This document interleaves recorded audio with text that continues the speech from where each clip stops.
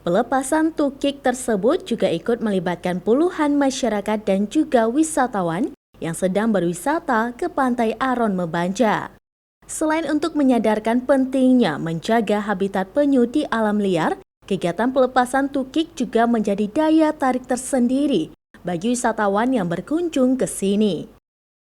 Pantai Aron Mebanja merupakan salah satu lokasi penangkaran penyu di Kabupaten Aceh Jaya, Provinsi Aceh yang dilakukan secara sukarela oleh masyarakat setempat.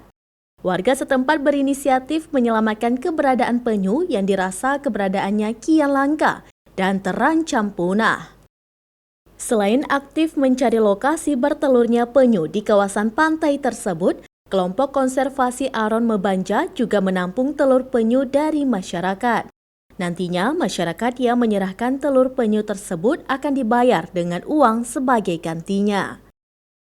Pemerintah Kabupaten Aceh Jaya juga telah menerapkan aturan adat untuk tidak boleh mengambil telur penyu secara sembarangan, apalagi untuk diperjualbelikan di pasaran. Setiap musim timur, ya, antara bulan 9 September sampai dengan Maret, ini musim penyu mendarat. Nah, inilah pegiat-pegiat lingkungan, Pak Dedi dan teman-teman di sini, lewat kelompok konservasinya, menyelamatkan penyu dengan cara mengambil telur-telur yang ada, kemudian ditaruh di tempat yang aman, kemudian setelah itu dirilis, dilepas kembali di alam.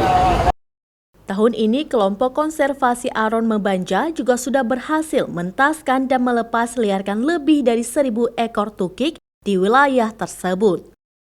Tukik yang dilepas umumnya berjenis lekang.